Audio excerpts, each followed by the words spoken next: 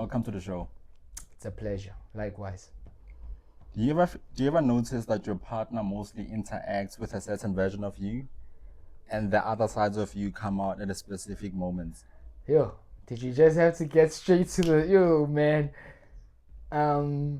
When you mean my partner interacts with certain versions of me, Yeah.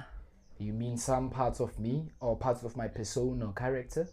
Is that what you simply mean? Well, it's less about the right or wrong, but it's more about awareness. Like, are you conscious about which parts of you that your partner gets to experience more, and which parts of you that you hide them from your partner? Oh, yeah. Now when you say it like that, Yeah. well, I would say most of the time with my partner, the parts that she gets to see is this the cool, calm, composed guy, the one that's not too goofy but goofy at times, the guy that's always open-minded in a way, because the Open-minded. conversations that I usually have with her Yeah. is to always try to shed light on some of the things that she's not aware of. So Shed light on some of the things that she's not aware of. Because I believe that as a man, you can have a woman that cannot comprehend the things that you be comprehending. What do you mean by that? As a man? I cannot be spiritual and then you tell me you don't believe in God, Yeah. but then you are my partner. That means we have selfish, or we have our own ulterior, Unequally yoked. Unequally yoked. You put it in a good manner. So Yeah. did I answer you with that question? You did answer me, but then you didn't answer the part about you didn't answer the part of the question where I asked you about why do you mostly show the parts that you approve of, but then the other ones that you don't approve of, you keep them hidden. Well, it's Because like you only mentioned the good things, Yeah. You're cool, calm, and composed. You're always making her more aware of than she already is at the moment. What about the ones that you don't show her, and why do you keep them hidden? Well, I don't think there's parts that I don't show her. For I don't think example, so. But you didn't mention all of them. For example, I didn't mention all of them, but like I thought from that question I would simply say what she usually sees, the version of me that she usually gets to interact with. But of course, like in a relationship, there's ups and downs. There's disagreements and all that. So, profoundly speaking, whenever there's a negative emotion or a negative attribute that I show to her, it's based on the circumstances that we're facing. So if you're having a disagreement or she's doing something I don't like, then she gets to see a different side of me. She gets to see the I don't give a fuck type person. The nonchalant The nonchalant me, and then the nonchalant me is the hateful me, because now I don't care about how she feels. It's the hateful you. It's like, Would you generalize that? Like many guys typically show the nonchalant them when they are heartbroken, but then they show it in a way as if like I don't really care, but no, they are masking something that they should actually express to their partner, which is I feel hurt. I feel like what you did and what you did led me to feeling like this. Therefore, instead of them expressing that, they mask it with being nonchalant. Yes, that's why it happens. Is that a sign of immaturity? I think it's a sign of weakness, vulnerability, insecurity. Okay, it's a sign of being fear of being vulnerable, or it's a sign of vulnerability. Vulnerability as a whole. Because if a guy is being nonchalant, is putting on a mask because of he is hurt and he's not expressing that, how is that a sign of vulnerability? Because of you are scared to speak your mind or speak your heart. Wait, in this context, how do you define vulnerability? Do you define it as someone, who putting himself out there? Or as in this context, like women like to say you must be open and express yourself, and we say that's vulnerability. No, that's not actually vulnerability. In this context. Yeah, in this context. Because why I'm saying it's not vulnerability, you building or expressing yourself is kind of like you closing the gap between both your partner's world and your world. whether she sees you as a different type of man, or she sees you as a cool guy, or as a matured man, whatever it is, but you close the gap of the unknown. So that's not vulnerability. Vulnerability is when you are actually weak, because now you're leaving a gap, you're leaving unexpected expectations, you're letting her wonder, is this real? Is this not? Is he putting up a fake persona? Is he wearing a mask? Is he like this? Is he? Then that's vulnerability, because you're weak. You are exposing that you are scared of coming close or being in contact with. But then, do you think in her mind it registers as you being vulnerable? Nah, it's not. She's a female. She's a female. Yeah. Instead, when you do that, when you act nonchalant, she's gonna be like, nah, I also have to try to act nonchalant. So most of the time, females. Okay, I think I'm being lost. How do you define vulnerability before we get deep into it? Well, there's vulnerability. The what can I say? The literal definition of vulnerability. The literal. Yeah. And then there's the figurative one, which is I'm using the figurative one in this case. That not expressing is vulnerability. Expressing is not vulnerability. Not expressing. Figurative. Not expressing is vulnerability, but expressing is not. It's not. Because what's the literal term of vulnerability? What do you understand vulnerability as?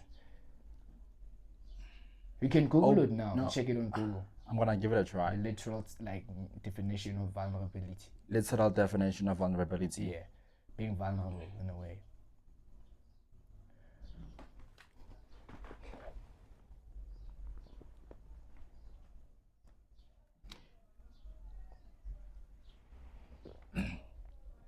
The Oxford definition of vulnerability is the quality or state of being exposed to the possibility of being attacked or harmed, either physically nor emotionally. An AI overview says the state of being susceptible to physical or emotional harm, or being exposed to the risk of attack. So when I say you not expressing yourself, it's a form of vulnerability. Figuratively. And you expressing yourself is not a form of vulnerability, because when you express yourself, there's no fear. Even if there is fear, because we all have some kind of fear of being judged or being perceived in a certain way. That we don't want to be perceived then. Yes, but if you love someone or you have a partner, you are trying to grow with that person. You're trying to have a future with that person. So you expressing yourself, it's like when you go, this is like you saying, I'm courting a girl. Making your move on. Yeah, so that's being vulnerable, because some guys actually go to girls, but only fear, oh, what if she won't like me? What if she says no? What if I'm gonna bore her? What if? That's vulnerability. But if you go to a girl confident enough that whether she likes me or not, but I'm gonna tell her a piece of my mind, that she looks like this, her energy is so like, you're gonna tell her what you think. You don't have any fear of being attacked or hurt emotionally. What if one rejects her? At the end of the day, even if she rejects you, then to you it's not gonna cause any harm, because you're gonna be like, at least she knows how I perceive her. Even next time when I see her, she's not gonna have any. You can just continue from where you left off. Yeah. You're just gonna brush it off. That one that she said, I don't take it. So literally, that's what I mean when I say there's the literal meaning of being vulnerable, and there's a figurative part of it. So if you don't express yourself, you cannot meet your partner in the most intimate part. If you don't express yourself, you cannot meet your partner in the most intimate ways. Yeah, neither can she meet you in the most intimate ways. But then if a guy does not express himself when he is hurt, and you define that as being vulnerable, then how will that enable him to be able to connect with his partner in the most intimate kind of way? It will never enable him in any way, because of he's already vulnerable. He's not expressing. He's scared of his fear. Like, he has fear. The girl is gonna look at him in a different way, or is gonna say some hurtful things to his emotions. So he's already vulnerable. So how can he be enabled to get to the point where he's gonna meet the most intimate part of his partner? Because once you how? Because if you're not saying anything, if you're not saying anything, then how the are you other gonna- party is also clueless. the other party is always clueless. Few people can actually read people's minds in a way that the person that wants their mind to be read, the other person can read it in that type of way. Few people are actually capable of doing that. True that. So with what you have said and my comments on that, and your definition of your figurative definition of vulnerability, then do you think that the facade that guys put on, you know, of being vulnerable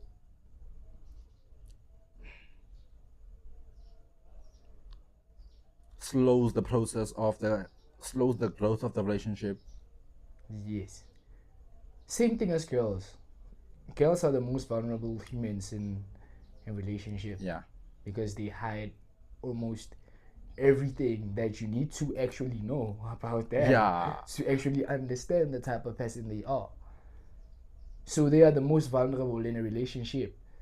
It doesn't need to get rocky fast or for the ship to start to have holes that you can see that the ship is sinking. Even when you are smooth sailing, she's still vulnerable.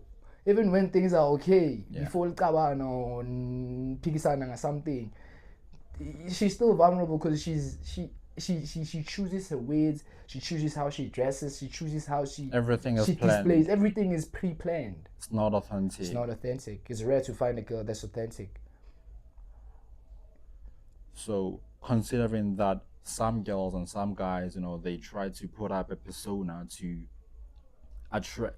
They try to, you know, create this persona that they think that the other person will find attractive.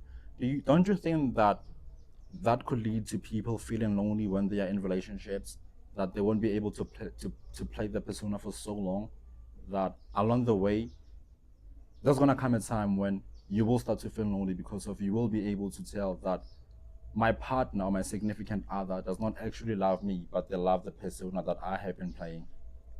Do you think that would possibly make people feel lonely? It does, in most cases.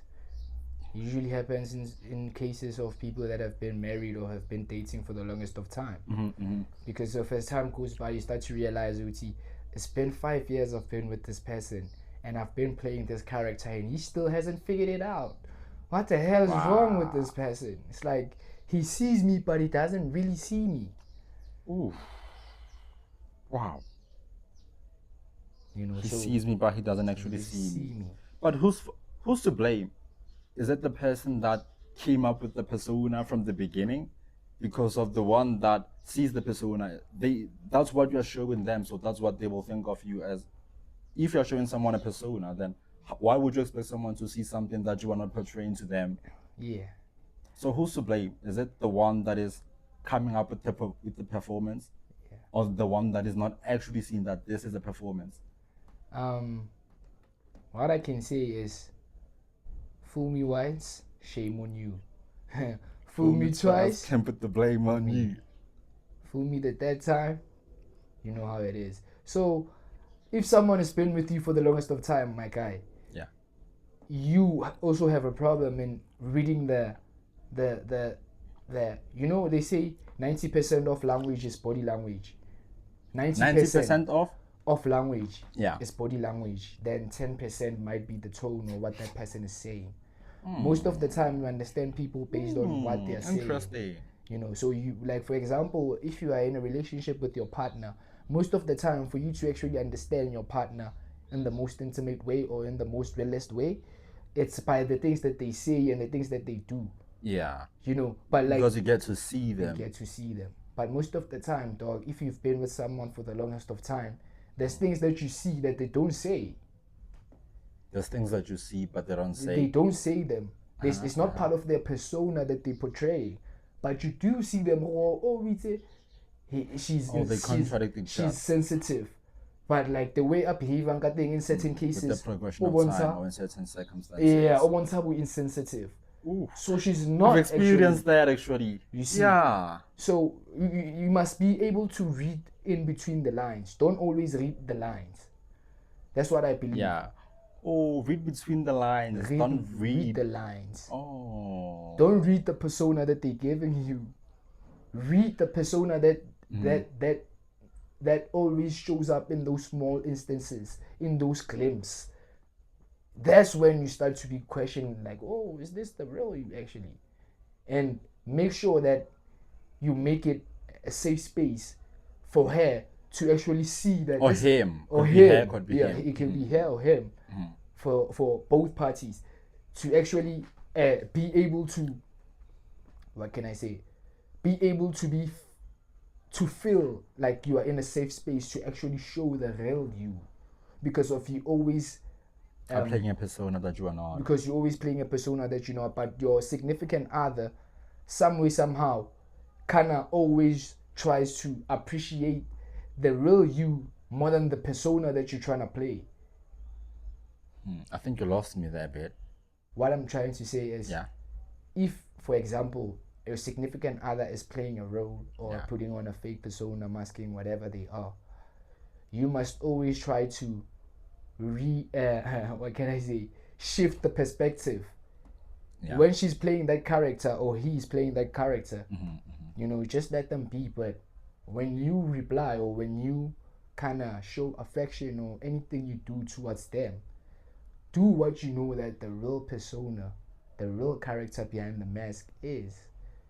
Speak to that person. Don't speak to the persona they portray.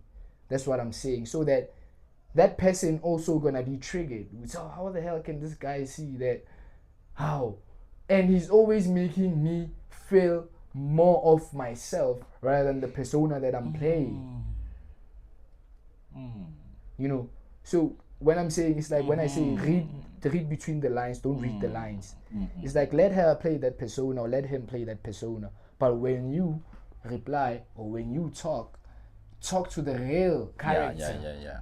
And then that's gonna cause some kind of confusion, maybe in the first few moments. The first few days or weeks. What is the girl trying to do? What was say for him, you know? But eventually, as time goes by, because of you always addressing the real person behind the mask, they're gonna feel safe enough to be like, you know what? Now maybe if I don't need to take off the mask, but gancane, once I yehlisa, when I'm so joyful that character, you're not gonna be amazed now. How? And didn't you say you are this yesterday? You know, you're just gonna be like, appreciate it more. You compliment that person more for who they are. And then eventually they're gonna be like, what's the use of playing this character if this guy already saw the man or the woman behind the mask? So what's the use of playing the character? You eventually gonna because of they can tell that this person has successfully been able to decode type shit.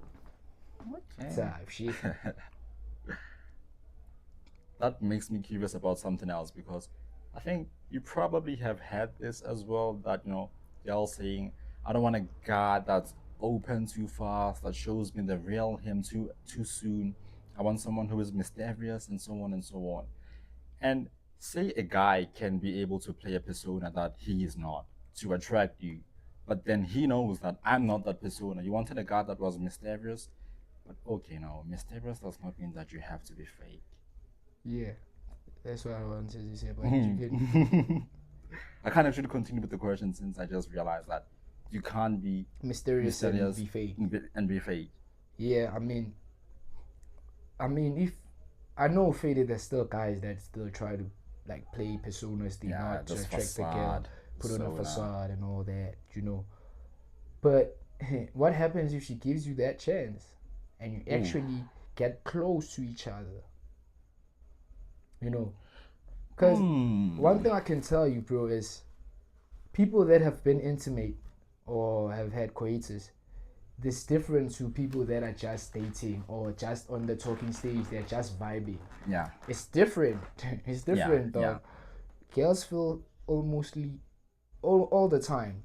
Girls feel comfortable with the person they've had coitus or sex with mostly. They feel the safest with the person they've had sex the most. Yeah. Wait, sex only or the best sex? The Sex. most sex. Sex. Okay. It might be the best sex, it might not be the best The sex. most awful one.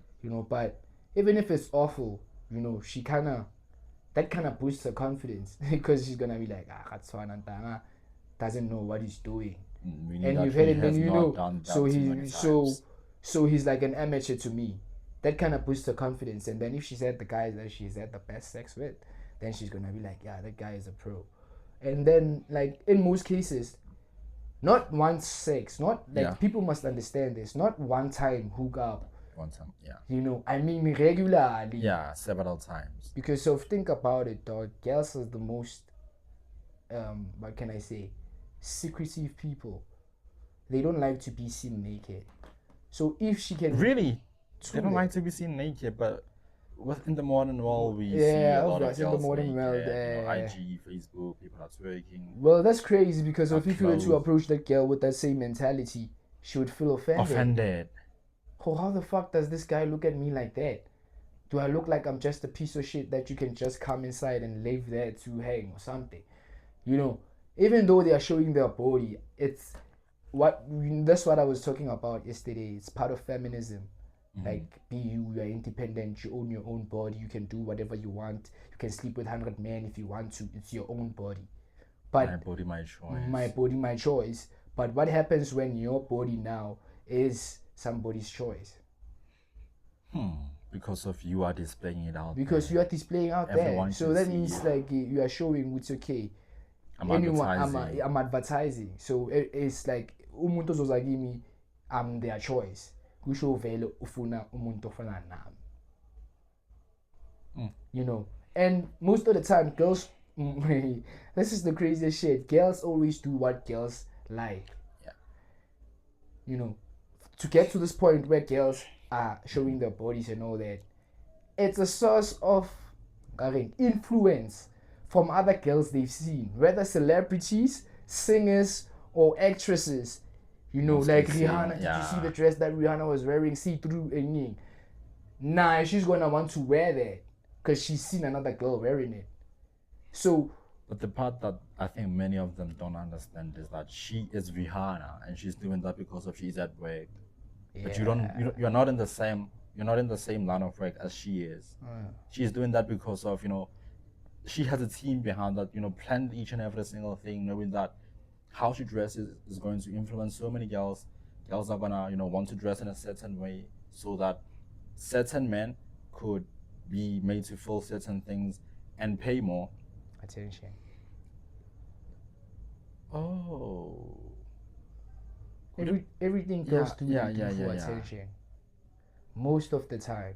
So it's possible that they don't wear those clothes because they genuinely want to wear them, but they wear them because they know the approval and the validation and the attention that will come. They wear them for the benefits that come with wearing them. Yeah. Or at least that's what I think. Because I've seen women that dress wearing short mini skirts or dressed in a sexually provocative manner. But then once they start to get that hoarding of eyes, yamachita, so now she starts to feel uncomfortable. I mean, you're confident as hell. Oh, I look fire.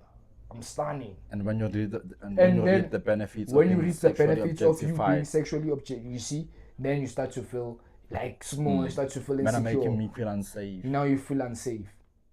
What the hell, my sister?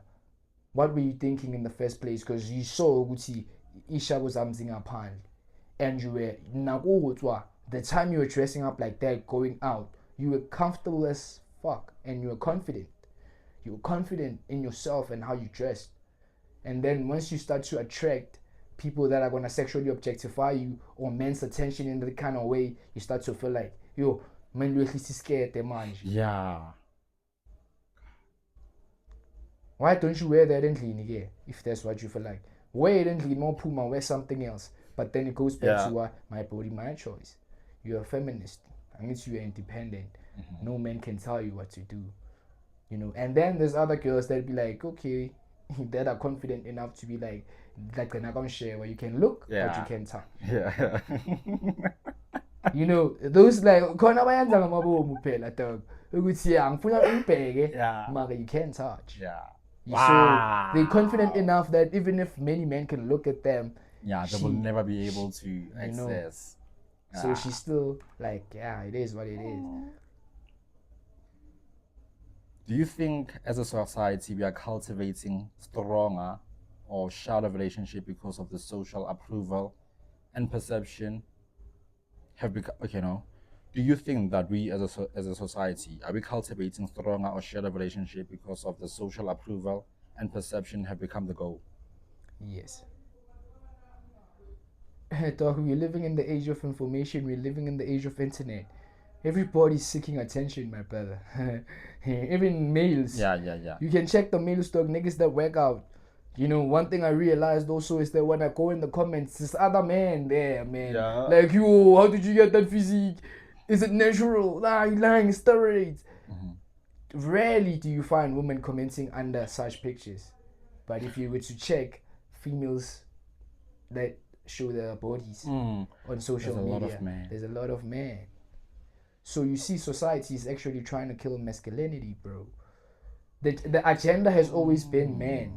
Women are just part of. But the question is, are we cultivating stronger or shallow relationship because of social approval? Shallow relationships.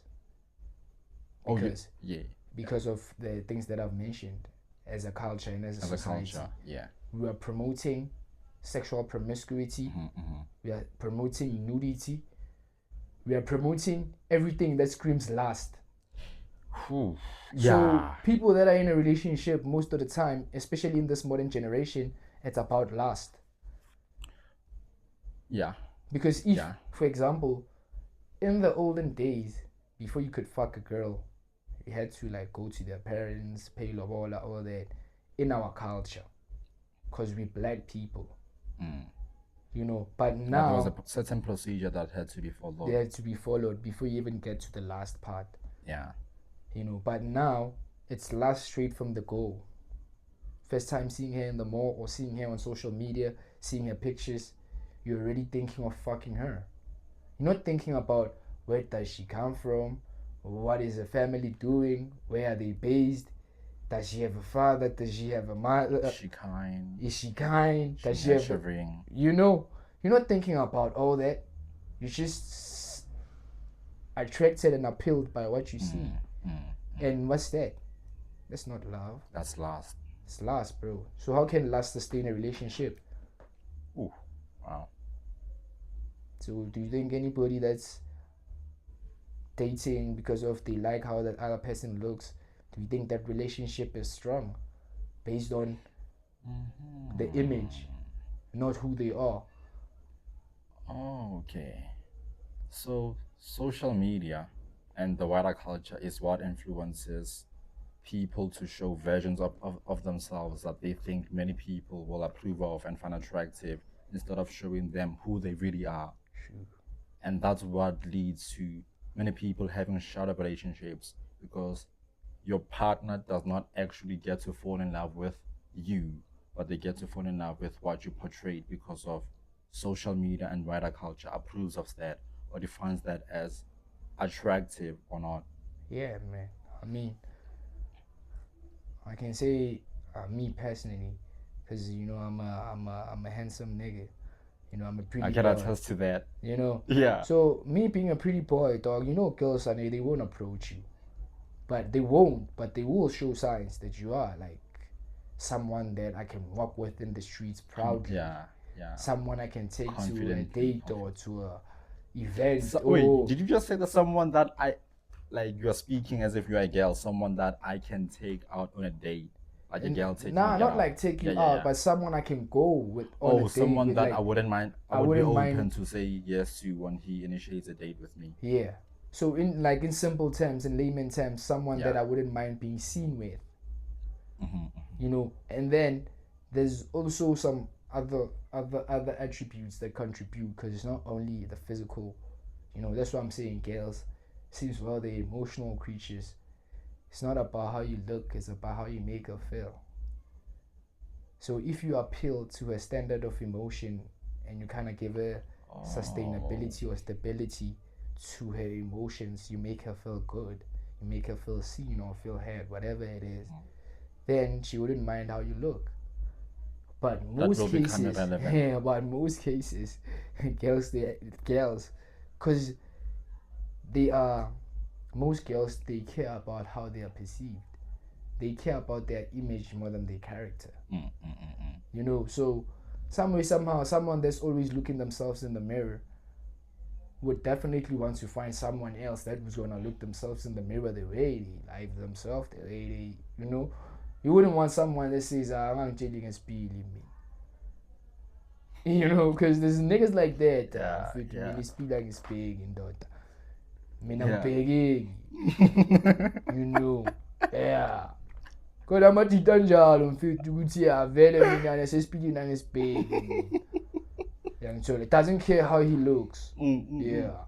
Yangithola. And there's girls that like those type of guys, but it's a small percentage. Because we are living in social media times, bro. You know, how you dress. You know, how you because when you see someone's pictures, for example, in IG or something, you're not seeing their character or the type of person they are. You don't know whether they're funny, they're charismatic, they're intelligent or not. You're just seeing something that you're attracted to or not. It's that simple. And most of the time, those people plan those outfits a couple of days before or the night before, and they knew that they were gonna take that picture so that most likely many people can get to like that picture. Yeah, man. And lead to and make other people think of them as attractive. Yeah, man. I mean, niggas even borrow each other's clothes, dog. You know, how that cap would look sick with that feet that I already planned in my mind. Yeah. You know, like we used to do that back then. You know, niggas borrow each other kicks. Niggas do anything just to be seen as attractive or fly. You know, you know, because how you look kind of determines how people perceive you, right? That's why they say dress how you'd like to be addressed. You know, so if you dress like a shabby street person or a street homeless person, then you're gonna be addressed like a homeless person. People will even yata you, underestimate you, all that. But if you dress like a gentleman or you dress casually, so they can tell, would say at least he. But if you dress like fly, you on the latest fashion, then you're a trendsetter. You're a trend. You're part of the trend. You didn't set the trend. You actually, I like to say, dick riders. You know, pardon my language. But like, you didn't implement that shit. You saw Playboy Cardi dressing up like this. Now you pushing that vibe. You saying I'm opium. Nigga, you're not opium. Playboy Cardi is opium. Interesting take. So, could it also be because could the reason behind that be that most men are optimizing looking attractive because of they are avoiding putting in the real effort that will make them be like Playboy Cardi? Real chance. I mean, most men, or most gents in this modern time,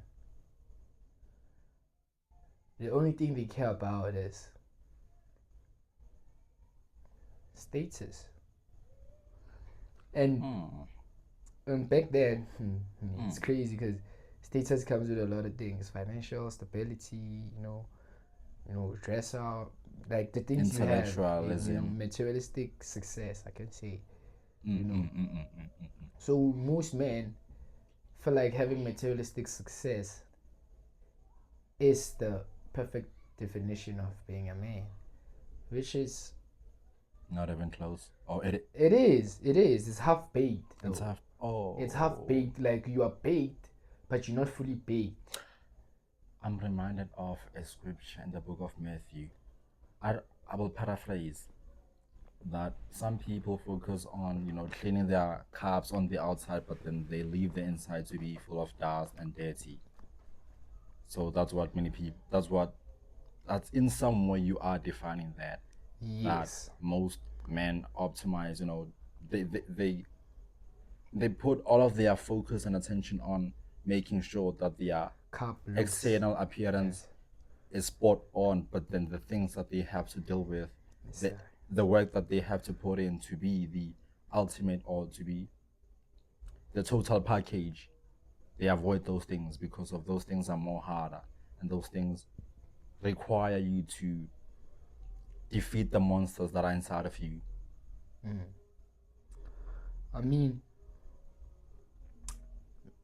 I'm well read, and you're also well read. You know, you've been reading books. You know, Jordan Peterson. We know a lot of authors. You know, Friedrich Nietzsche, all of them. But like most of the time, boy, people don't understand that why I am a philosopher personally. It's because of the experiences that I've been through, not what I know, the knowledge or the information I've absorbed. It's what you do with that information. You can know certain things, but behave in a certain manner. But you know for a fact that, there's a piece of information that actually helped me or navigated me to be at this point, but you're not using that. You know, so most men, that's why they focus on external appearance, because most men, even females, dog, most people, not shouldn't be generally, you shouldn't generalize it and say man. Most people focus on external things because of spiritually, you know, you have to be spiritually enlightened. You know, as I'm sitting here, some of the things that I'm saying is not me, it's God. I'm learning myself through my words. While I'm simultaneously speaking.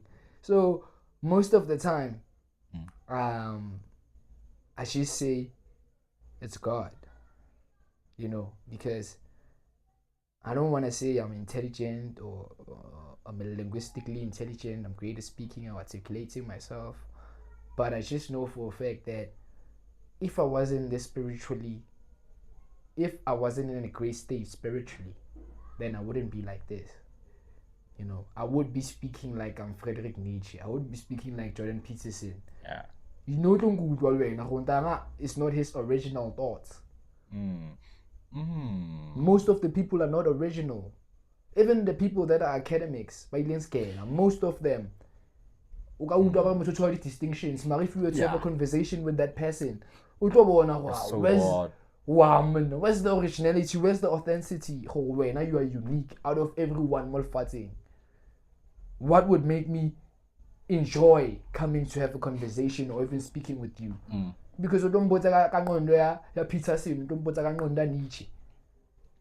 Then to me you're of no use. I could just go read their books, because you are. That's what I'm saying about niggas. Tristan Tate says you can buy education, but you can never buy intellect. True that, my brother. You know, so in this generation, most people focus on the external appearance because they are not spiritual. Because, you know, some people don't even believe that there's a spiritual side. They don't believe in spiritualism. You know, so they focus on the external because it's easier. It's easier for you to dress up. It's easier for you to, if you have a problem, you need to go get products that are going to help you to look more attractive or to look more. It's easier. To the eye. It's easier to be, you know, that's why everybody needs money. Everybody says, I'm fully mad. You know, we also want money, but we need money because of we understand that tool of money as a tool. You need it because value.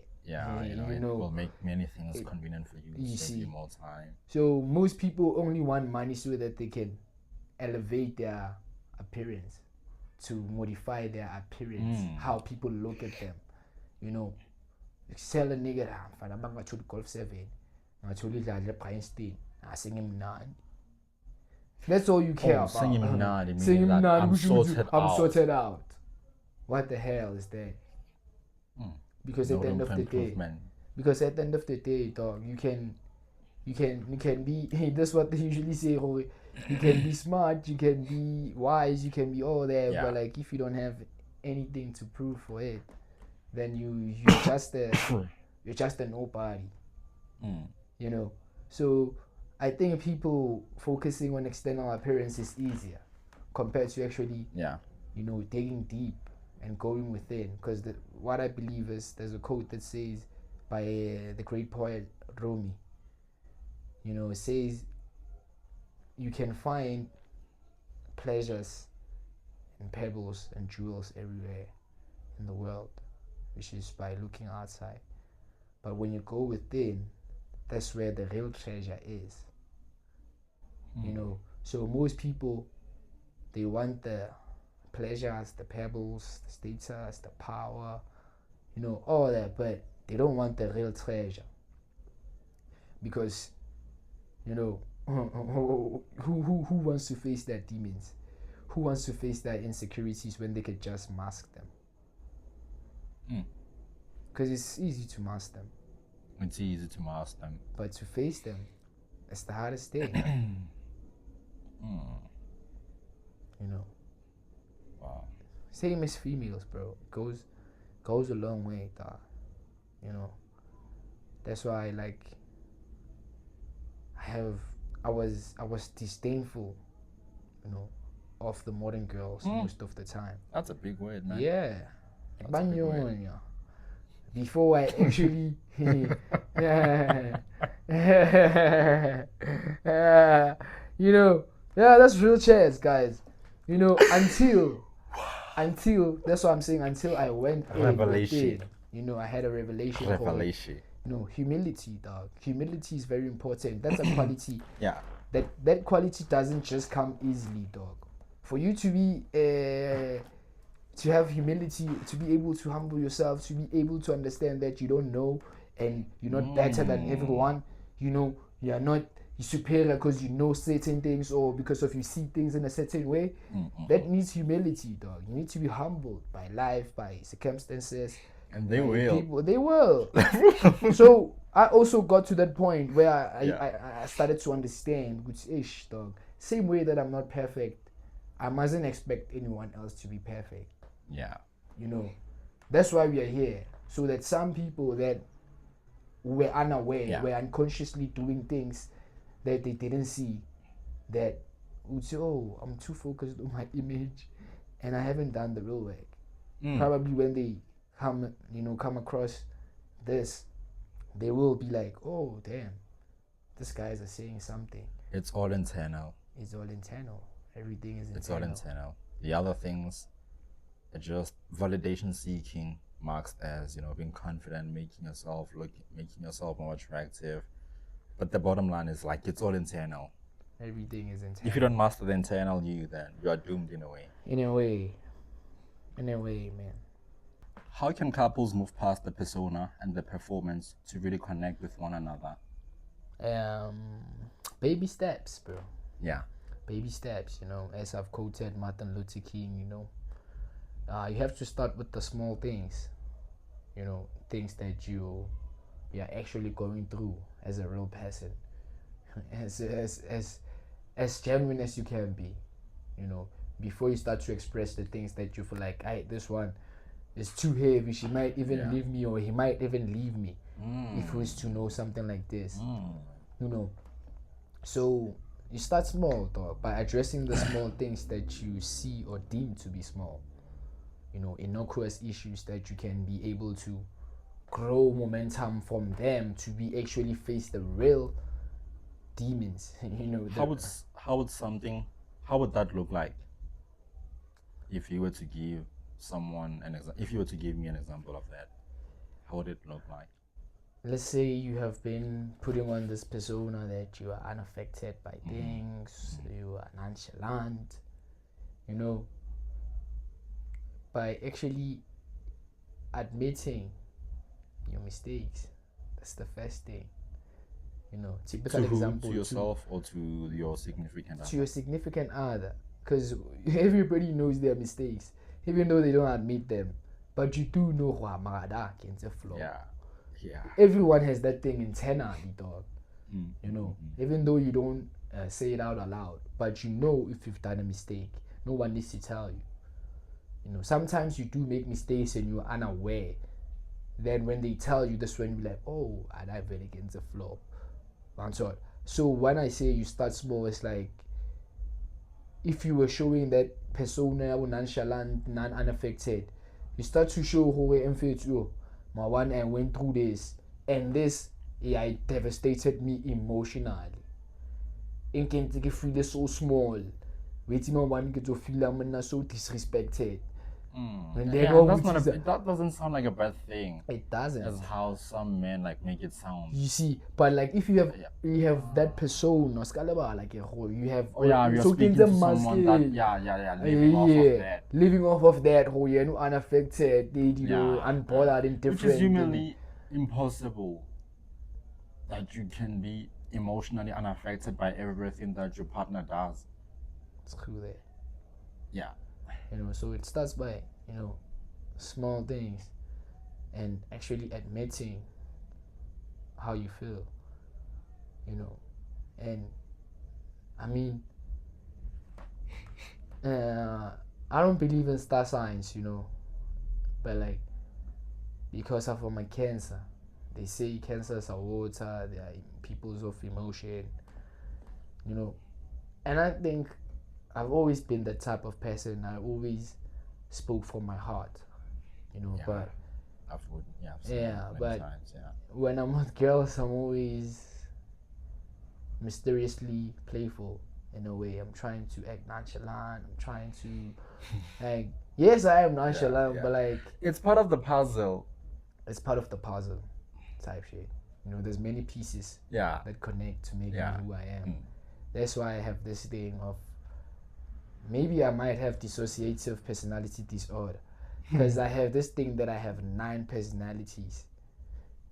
I've concluded. I have the goofy type of personality. I have the teacher type of like mentality. I have the, what can we say, street smart, clever, type of mentality. I have the bully mentality, the monster mentality. To get things, and then I have the talkative persona. Immature. Yeah, and I have you see, you also identified another one. So it's like all of this, it's just me, it's one person, but like it's different people. I always tell them that I have 9 personalities. Some of them only know 2, some of them only know 3, some of them only know 1. They always see that street smart person. Like language so you can't really tell who is this guy, because every time I stand and language guys. So knowing yourself is the biggest thing, dog, and you can never truly know yourself because you are still living. Life is a continuous exam. The only way you can pass this exam is passing away, my brother. That's the only way you've passed the exam. The only way you can pass the exam of life is passing away. It's death. No one can pass this exam until appeal. When you know life, don't go 100 years, Charlie. 90 years or nagi experience yes, you might know more about life. You might know more about this exam, but you didn't pass. You are still in that exam room. There's still questions that you There's still questions that you still have to answer until the day you pass away. So that's why the thing about the questions of life, like you can't actually get them right. Sometimes it's lucky. Sometimes you're lucky guess. Get them right the first time. Right. And unfortunately, with some questions, like you don't have the opportunity to do the corrections with some, but with some you can. With others you can't. Yeah, that's what I mean. It's an exam. Who's gonna mark that paper? Why don't you ask me that? Who's gonna mark that question paper? The same people that you are in the classroom with. The same people that you are in the classroom with. Are those friends, family? It's friends, it's family, yeah, it's neighbors, it's everyone that you have ever come across in your life. Those are the people that are gonna mark your paper. So your paper is not gonna be marked by one person, but everybody that you've encountered in your life. Some are gonna say, more far wrong. You know, and then there's gonna be those he was so funny, you know. Yeah, and take answer right. Yeah. You know, and then just like that, you know, because I can't say God. Because I thought you were going to say I know, God. I know he thought that, you know, God is Yeah. gonna be the one that's gonna mark that. Nah. You know, God will judge you the day Christ comes back to earth. The second coming of Christ. That's the only time God is gonna judge you, and He's gonna judge you through His Son, not Him personally, because it's gonna be Jesus, the one that's gonna be casting. Oh, wena. Sa itebala ho wena no sa utlwisise go lefatsheng, no sa batle lo mamela molao wa ka o wa papa ka. So no wa tseba, you know. So life is like that. That's what I'm saying. Life is a continuous exam. Even if you're successful, even if you're not. Yeah. But you can still pick if you wanna pass. You know, and what type of pass do you want? Because everyone's gonna pass. There's no fail. You only fail while you're still writing, by doing those wrong things that you don't get to do the corrections of. You're gonna fail. Then who gets to mark that as a fail? Is it you or is it the people? Then there's no need for people to mark it as a fail, you know, because if you already know what is this question, it's like you know there's no one also before I mark so what's it question really sharp yeah and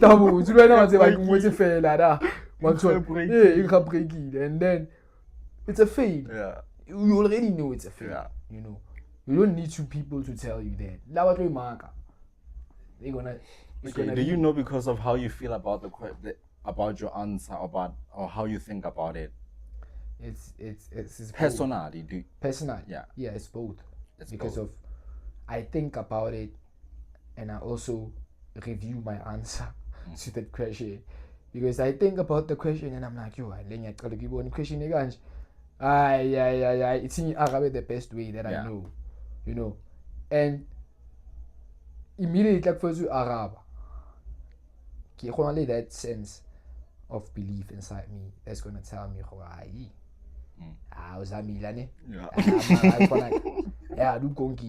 it's a fail. I pass on to the next question. Yeah. Personally, that's what I do.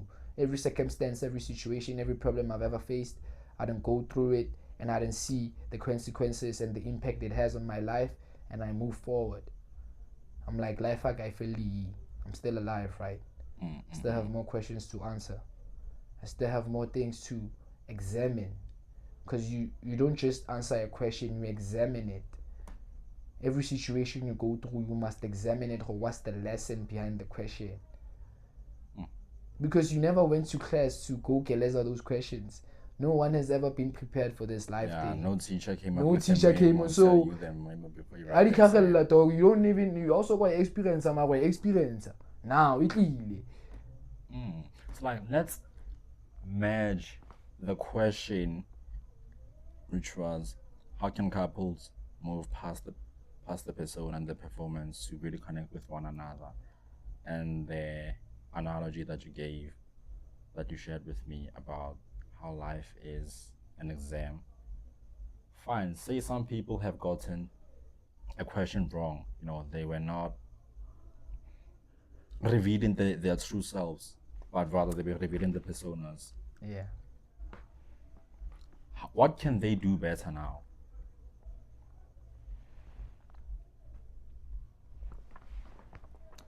Please repeat your question. From the start. Can we say we are measuring the question? Yeah. How can... Oh, the analogy that you gave me about life is a question paper. You will get some answers right. You will get others wrong. Yeah. For some questions, you will get to do corrections. For others, you won't get to do corrections.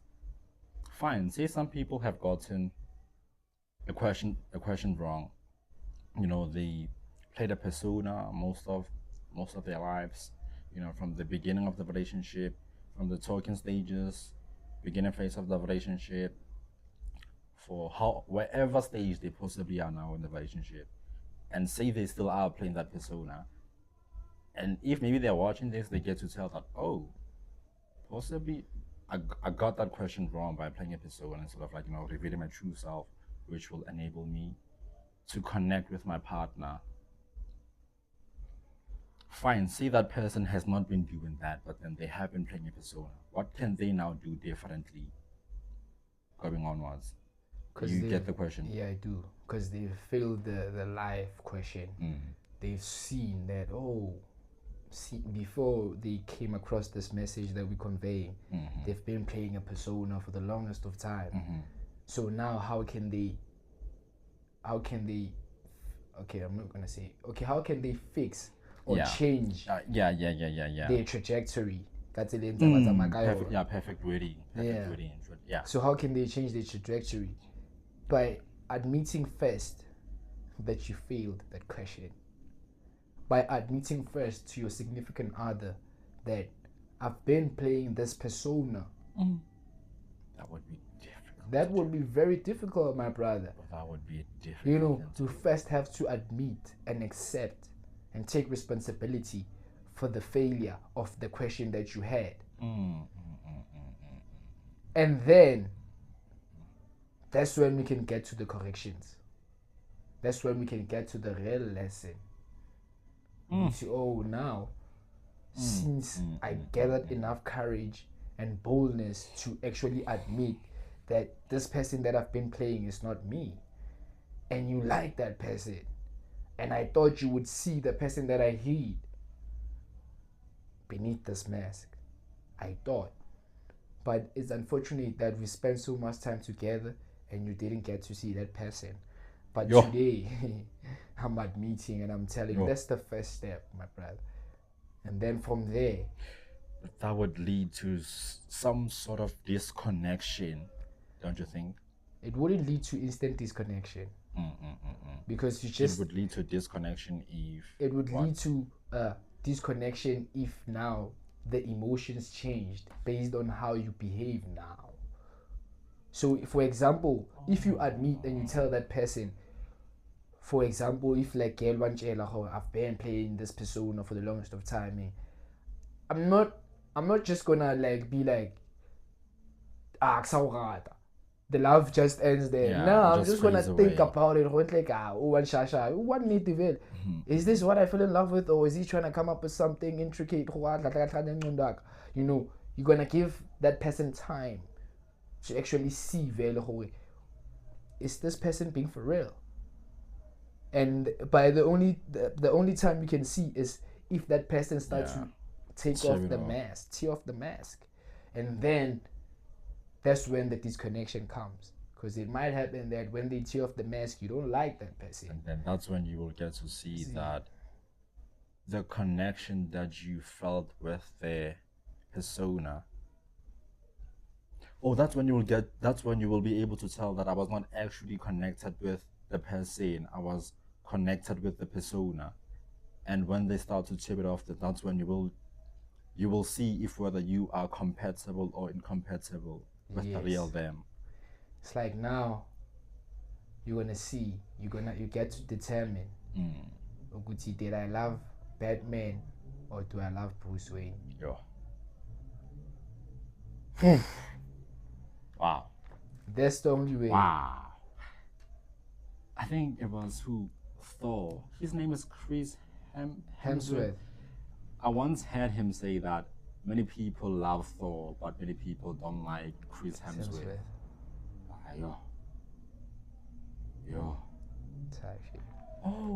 So could it possibly be why some men, play the persona because they think to themselves that they wouldn't love Chris Hemsworth, but they would love Thor.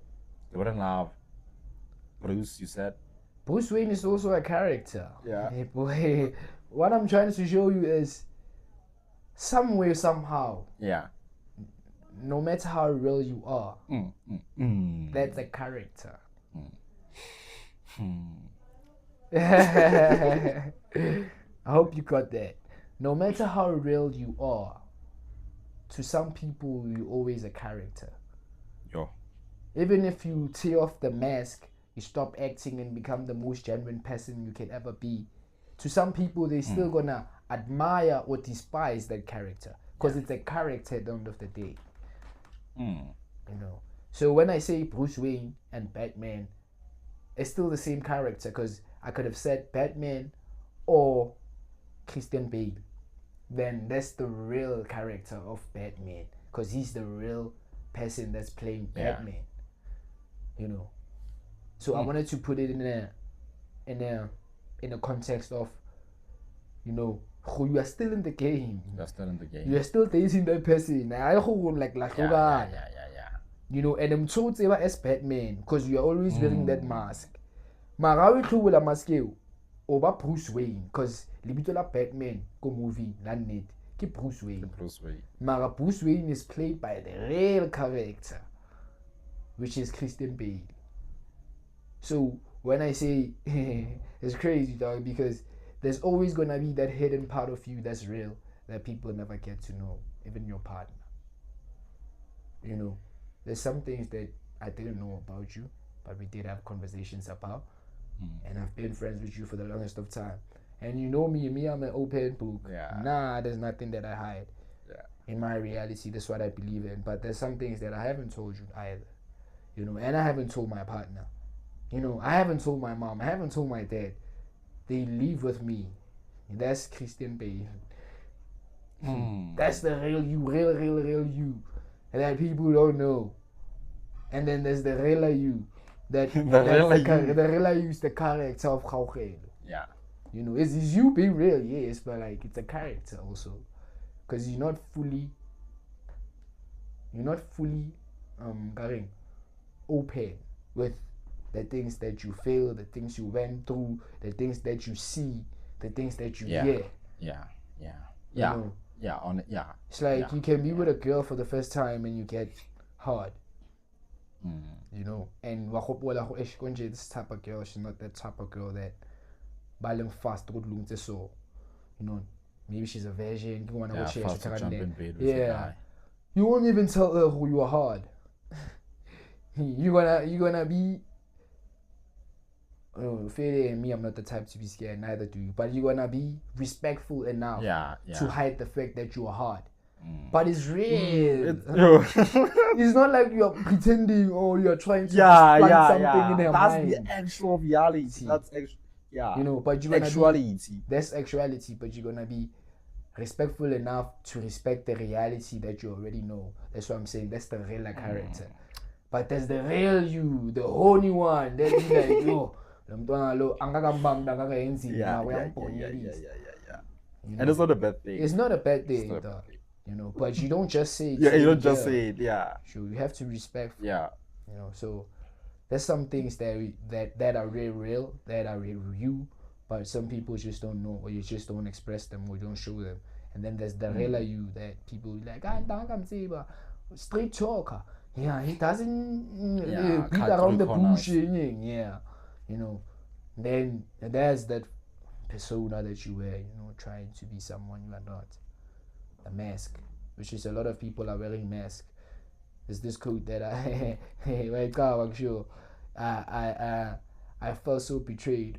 I went to a party and I realized that everybody's wearing costumes, and I came with my real self. And I feel like a party, everyone wearing costume, everyone is wearing mask. And I get to a mask. You know, so that's the world we live in. Everybody's wearing a mask. You know. Yeah. So most of the things that are happening in the world right now is everybody's wearing a mask. Yeah. You know, even the ones that don't have a mask, or you know, for example, Sthembile Mmolawa. VT. Yeah, Mr. VT. You know, Mr. Andrew Tate. You know, Mr. Lumumba. You know, Mr. Joshua Maponga. You know, there's a couple of them that I would mention, you know. There's also the real. That they don't. Keep on emphasizing there. Real, that they don't show, but they are realer. They show that they are realer by the things they do, they say, the way they act. They're real. I think they show the part that they think society requires them to show more. Nah, I feel like people what's on would say Libo VT dog, they are at that point where they are not doing anything to please the society. Like they are not trying to be perceived in a certain way. You know, they're just being themselves. The stage that their stage and the face they were going. Yeah, dog. Do you think Ndute cares about what people think about him? Or what is about you know? He makes it obvious that I don't really care about you think. Whether you believe me, whether you wanna grow with me, whether you wanna, it's up to you, dog. He's just being realer, you know. But there's the real side of him. There's things that he's on that I'm not sure who even his brother Tristan knows. You think so? I think so, bro. I know so, dog. There's things that like definitely, and not us as a public, you know. I mean, dog, close people to you. There's some things they don't know that you're thinking, the things that you're feeling. Yeah, that happens a lot. Because you're gonna be like, yeah, you're a man, you're not supposed to cry over love, and but what happens when it's... Has there ever been a time in your life where something heartbreaking happened to you, and instead of like, you know, expressing that, you internalized it, you know, kept it within? Yeah. Did that...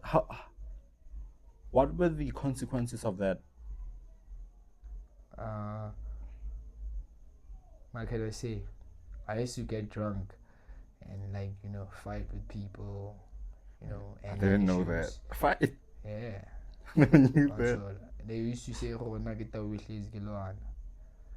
which was true at some point, you know, because... That broke your heart? No, not that. There's something that broke my heart. You know, I think, you know, dog, like, father issues, dog, is real. Yeah.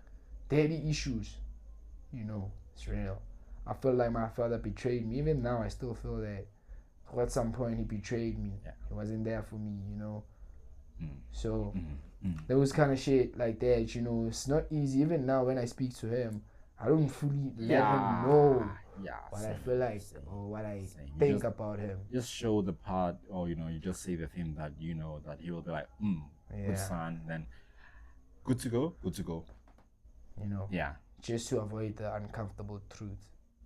Yeah, that sucks, especially with your father. Oh, God. It's crazy, man. We all go through that in reality, I believe. Yeah. Not that daddy issues, but like issues that we feel so uncomfortable that even the closest person to you, you cannot let them know or tell them, express it to them. You know, the uncomfortable truths that you are dealing with individually, because life is individual.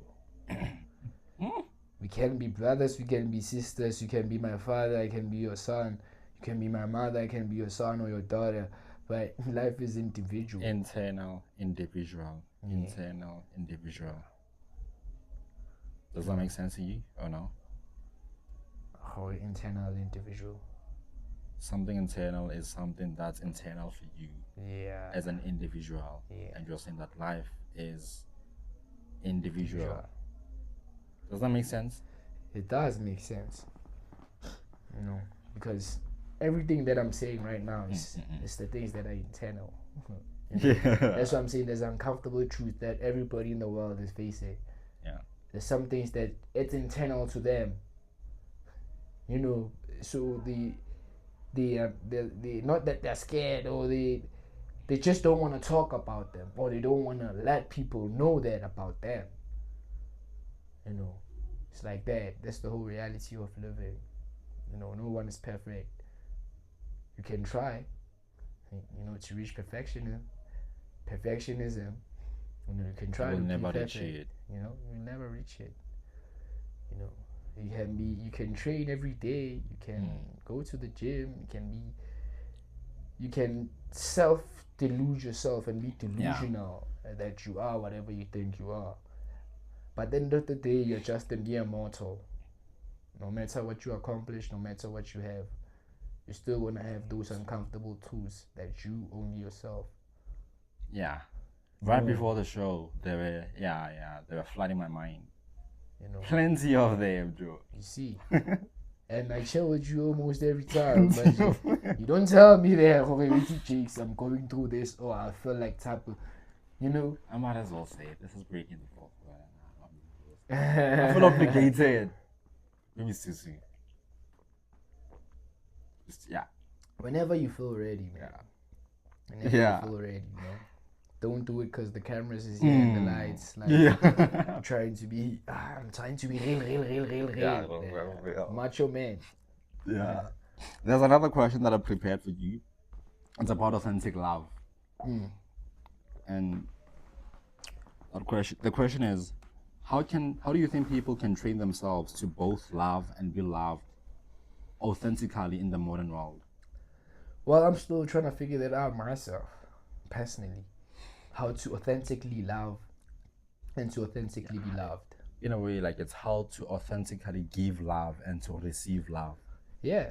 You know, I'm also trying to figure that out in the best way possible. I know how, by being authentic. You know, before you can love someone else, you have to authentically love yourself. Don't share yourself through the affirmations. Say we share oh it's hard. Knowing damn well you don't love yourself. You still have some kind of gaps that you need to fill within you. So how are you gonna fill someone's cup if your cup is not full? You know, so to authentically give love, you have to start being authentic.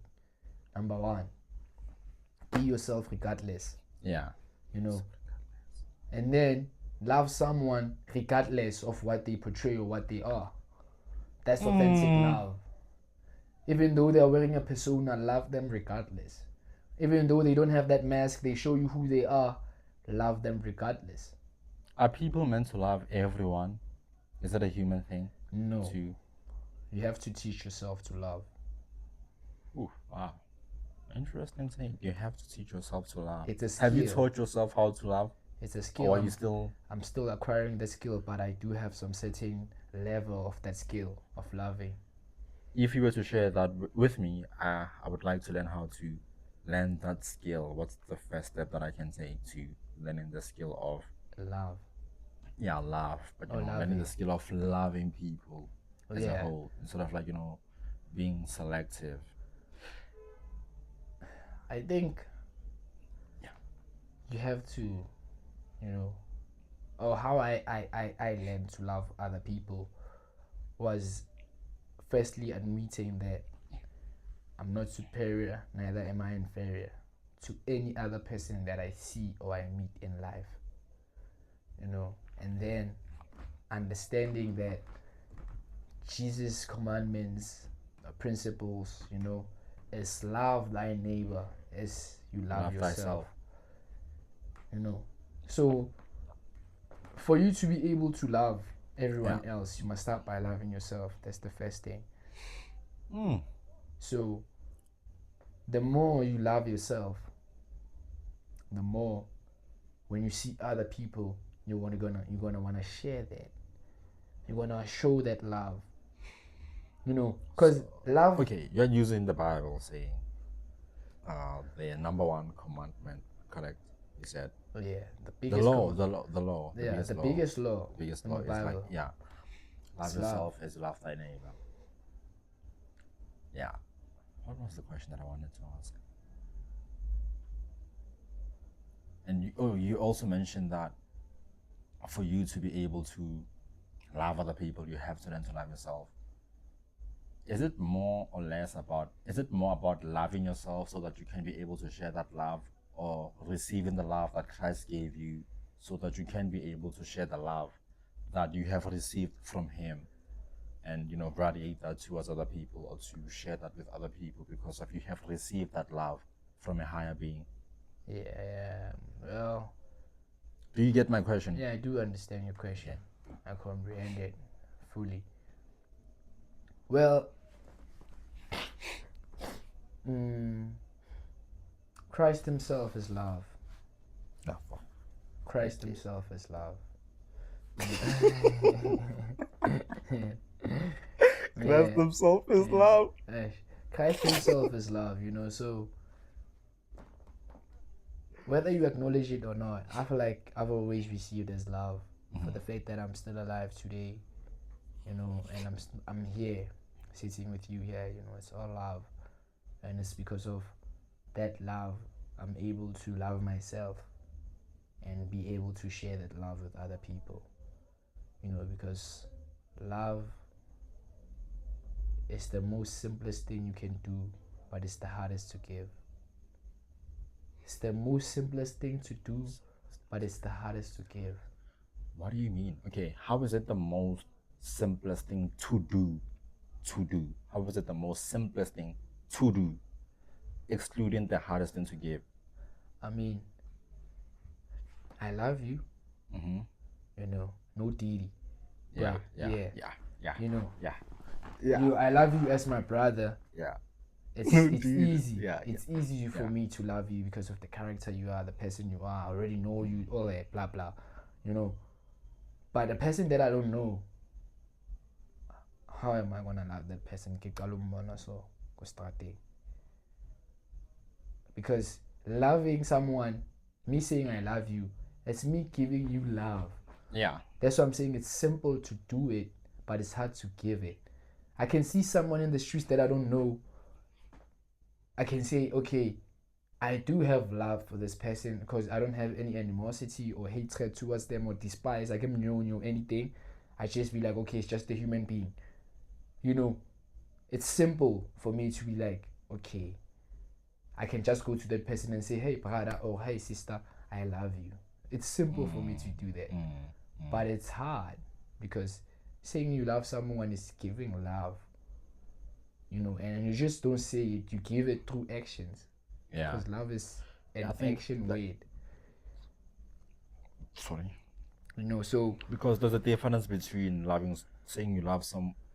There's a difference between love as a concept and love practically. Yes. Back to what we were talking about yesterday. Yes. You know, so that's what I mean. Also, to do love is to, do it as a concept. Like you saying that you love that person. Yeah. But to give, which is the hard thing, it's love and practicality. Yes.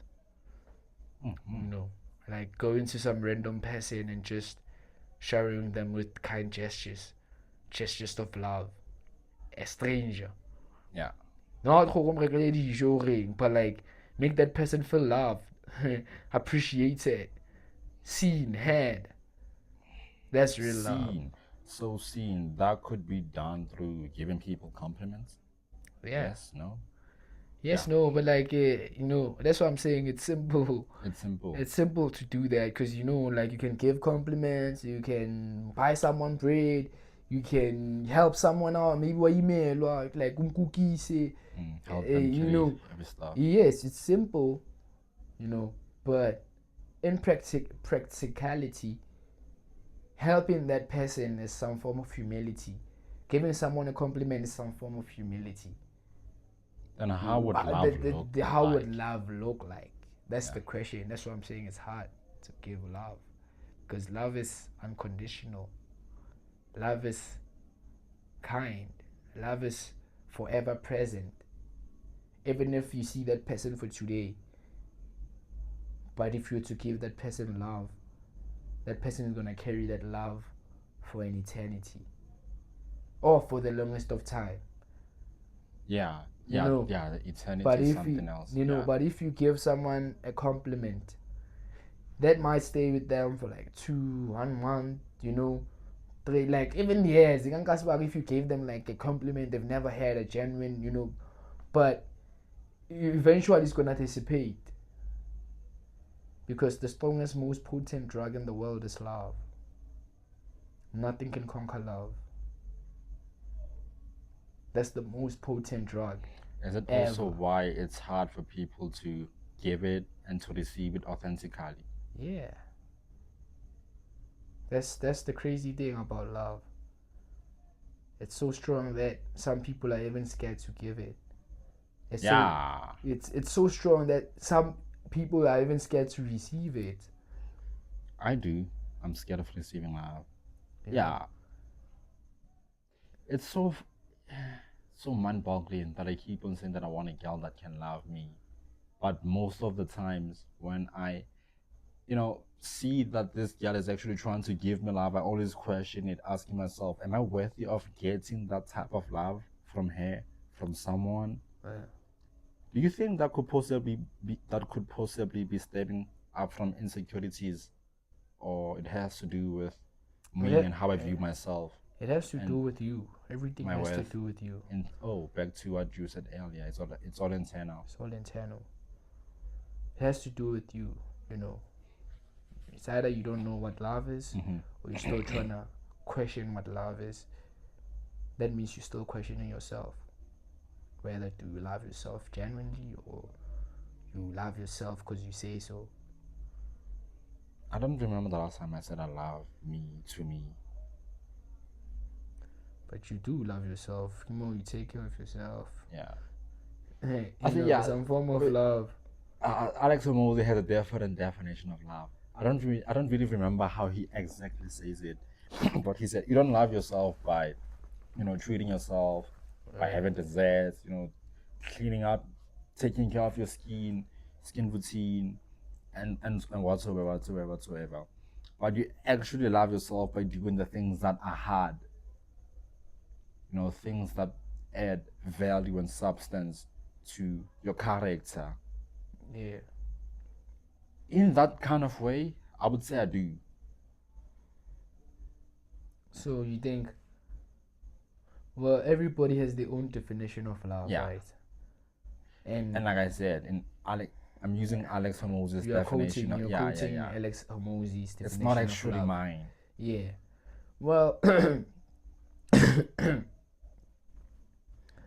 what you do that is hard to do, you love yourself.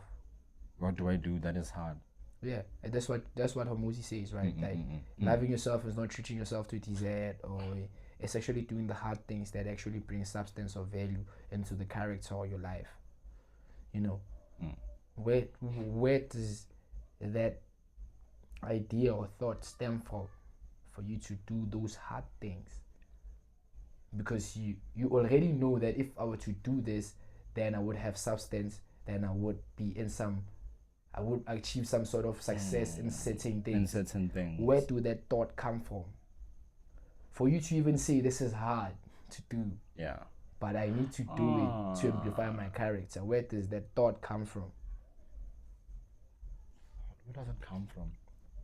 It comes from what I see, that for me to actually start to do those things, it takes so much more. It requires more than other things. So it stems from observation. From observation. Yeah. From looking at things with an eagle eye. So don't you think observation, being able to observe, it's a form of self-love? To observe self. To observe self, because we're talking about self. I think it is. Yeah, it is. Because you can tell what you need to do to get to a point where you want to be in life. For you to even start to observe that, okay, these are the things that I need to do and they're hard. That's self-love. Yeah. Because of, for example, I can make an example with a drug addict, or a person that has lost their self-worth. Because once you lose your self-worth, you lose self-love. You're telling me this person, every time he injects himself or she injects himself with drugs, do you think that person is observant of what they're doing? Do you think he's observant to say, okay, I'm gonna feel like, I don't exist anymore in this world? Or they are only chasing that feeling? Yeah, they are chasing that feeling. They're not observant. Yes, we are born would say, okay, I'm putting it on the vein. But they are not observant. There's a difference. They are looking what they're doing. There's a difference between looking and being observant. And observant, most of the time, especially self-observance, it stems from self-love. You love yourself enough that you can see where you're lacking, where you need to work out more, where you need to put in more effort. It's self-love, though. Yeah, I enjoyed this one. I enjoyed this one.